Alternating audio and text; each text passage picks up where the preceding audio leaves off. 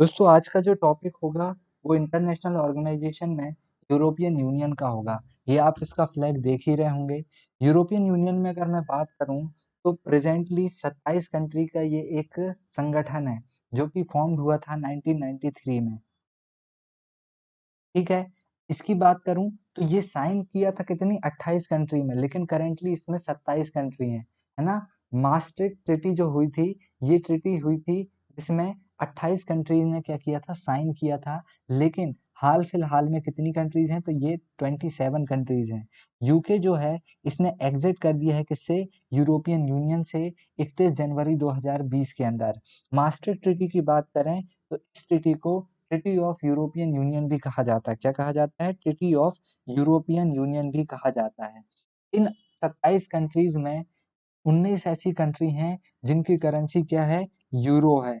और ऐसी आठ कंट्रीज जो क्या करती हैं, यूरो को यूज नहीं करती हैं, यूरो को यूज नहीं करती हैं।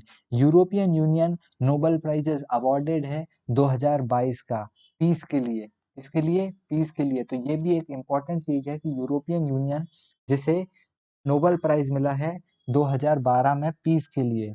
यूरोपियन यूनियन का मोटो की बात करूं तो ये है यूनाइटेड इन डाइवर्सिटी। क्या है, United in diversity. European union का फ्लैग ये रहा, जो कि हमने देख ही लिया था, फर्स्ट स्लाइड में भी देखा था हमने। और ये है यूरोपियन यूनियन का फ्लैग। बात करूं एंथम का तो इसका एंथम है एंथम ऑफ यूरोप। फिर उसके बाद ट्रीटी ऑफ जो यूरोपियन यूनियन है उसके आर्टिकल 50 के अंदर आ सकता है कि किस आर्टिकल के अंदर और किस ट्रीटी, है ना, किस ट्रीटी के अंदर क्या होता है कि जो यूके है, यूनाइटेड किंगडम है, वो लेफ्ट करता है किसको, यूरोपियन यूनियन को। तो वो आर्टिकल 50 के अंदर करता है ट्रीटी ऑफ यूरोपियन यूनियन। कब करता है, 31 जनवरी 2020 को, 31 जनवरी 2020 को। और ये वो पहली कंट्री बनती है जो लीव करती है किसको, यूरोपियन यूनियन को। बात करें official language of European Union तो European Union has 24 official languages. ये आप इनको एक बार रीड कर लीजिएगा। ये वो लैंग्वेजेस हैं जो यूरोपियन यूनियन में यूज होती हैं। ठीक है, name of the 27 member state, ये वो कंट्रीज हैं जो कि क्या होंगी, हमारी यूरोपियन यूनियन का भाग होंगी। ठीक, ये वो कंट्रीज होंगी, तो आप इन पे भी नजर डालिएगा। ये वो कंट्रीज हैं जो कि इंपॉर्टेंट है, एक बार नाम याद देख लेंगे तो अच्छा रहेगा। ऑब्जेक्टिव्स की बात करूं, ऑब्जेक्टिव इंपॉर्टेंट है किस तरीके से, यूरोपियन यूनियन जो है इसमें क्या क्या ऑब्जेक्टिव्स, किस ऑब्जेक्टिव्स को लेके ये काम करते हैं। तो देखिए, ये क्या करेंगे, पहले ये करेंगे प्रमोट पीस। इसको करेंगे peace, values and wellbeing of citizens of European Union, यानी मींस कि हम देख रहे हैं कि ये पीस पे फोकस कर रहे हैं। ठीक, पीस पे ये फोकस करते हैं। फिर उसके बाद ये इंश्योर करेंगे क्या, freedom, security, justice without internal border, यानी कि इनके मेन की पॉइंट्स क्या हो जाते हैं, ये फ्रीडम पे देखेंगे, फ्रीडम देखेंगे, सिक्योरिटी पे कंसर्न करेंगे, एंड जस्टिस पे भी इनका फोकस रहेगा। ठीक है ना। फिर उसके बाद scientific and technological progress promote करना, क्या, साइंस एंड टेक को। फिर कल्चर, कल्चर का प्रमोशन करना, कल्चर का प्रमोशन करना। ओके, फिर उसके बाद हम करेंगे कि कल्चर, लिंग्विस्टिक डाइवर्सिटी, इसको देखना। फिर इकोनॉमिक एंड मॉनेटरी यूनियन, किसका, जिसकी करेंसी क्या हो, इकोनॉमिक, इस्टेब्लिश करना क्या, इकोनॉमिक और मॉनेटरी यूनियन,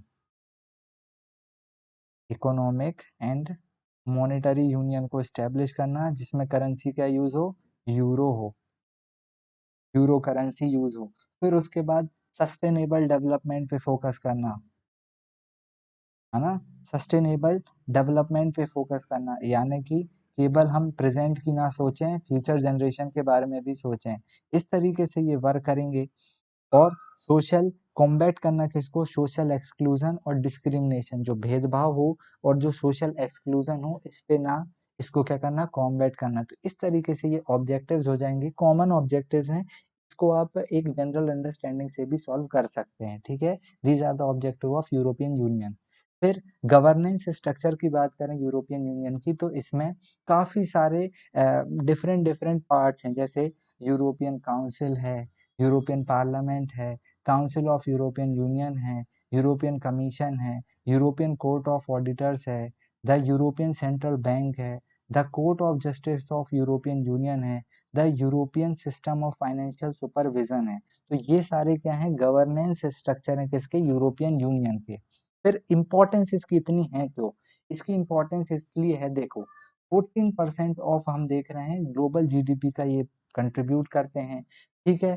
फिर उसके बाद कंबाइंड जीडीपी ऑफ यूरो 2020 के अंदर क्या है यूरोपियन यूनियन की, ये है 20 20 है ना, तो हम कह रहे हैं $20 ट्रिलियन, है ना, इतने 20 ट्रिलियन इतना हम देख रहे हैं डॉलर में, ये चीज हम देख रहे हैं। फिर उसके बाद ये रिप्रेजेंटेशन करते हैं काय में, वर्ल्ड ट्रेड ऑर्गेनाइजेशन के अंदर इनका रिप्रेजेंटेशन काफी ज्यादा है। फिर उसके बाद 19 मेंबर जो हैं वो यूरो यूज कर रहे थे, हमने पहले भी देखा था करेंसी के रूप में, और 8 ऐसे थे जो कि यूरोपियन मतलब यूरो को यूज नहीं कर रहे थे। यूरो की क्या क्यों इंपॉर्टेंट है, यूरो क्यों इसलिए इंपॉर्टेंट है क्योंकि यूरो जो है ये सेकंड मोस्ट ट्रेडेड करेंसी है वर्ल्ड की, और सेकंड लार्जेस्ट रिजर्व जो करेंसी है ये है वर्ल्ड की, ये इसलिए इंपॉर्टेंट है यूरो। अब इसके फंक्शन की बात करें यूरोपियन यूनियन के, तो देखो इसमें क्या है, फाइनेंशियल रिसोर्सेज पे फोकस किया जाएगा कि किसी भी तरीके से जो यूरोपियन यूनियन की जो कंट्रीज हैं इनको परेशानी ना जाए, किससे रिलेटेड, फाइनेंशियल रिसोर्सेज से रिलेटेड। फिर उसके बाद आ जाते हैं सोशल पर्सपेक्टिव में, तो ह्यूमन राइट्स और इन्वायरमेंट की रिस्पेक्ट करना इनका एक उद्देश्य होगा। ह्यूमन राइट्स के डेवलपमेंट के लिए काम करना, ह्यूमन राइट्स को प्रोटेक्ट करना, और इन्वायरमेंट में कैसे हम अलग अलग इनिशिएटिव्स लाके इन्वायरमेंटल इश्यूज को कॉम्बैट कर सकते हैं, ये देखना। फ्री ट्रेड करना, फ्री ट्रेड का एक आइडिया को स्टैब्लिश करना उनके मेंबर कंट्रीज के बीच में। और फिर उसके बाद वेरियस वेरियस डिजास्टर्स आते हैं, चाहे वो मैन मेड हो चाहे वो नेचुरल हो, उनमें प्रोवाइडिंग असिस्टेंस प्रोवाइड करना, और जो विक्टिम्स हैं उनको हेल्थ और फाइनेंशियल सिक्योरिटी प्रोवाइड करना, इसका एक मेन उद्देश्य होगा। फिर उसके बाद उसको जो ईयू जो होता है यानी यूरोपियन यूनियन जो है, ये एक तरीके से काफी ज्यादा एक्टिव होता है काय में, हमारे प्रमोट स्टेबिलिटी और सिक्योरिटी वगैरह में अपने रीजन में। तो ये काफी ज्यादा उद्देश्य हो जाएंगे किसके, यूरोपियन यूनियन के। तो दोस्तों यही था आज का हमारा पूरा लेक्चर, जिसमें हमने यूरोपियन यूनियन के बारे में सारी चीजें जान ली, मेंबर देखे, objective, European union governance structure, इसकी इंपॉर्टेंस क्या है और इसके फंक्शंस क्या हैं। तो यही था आज का वीडियो। तो थैंक यू।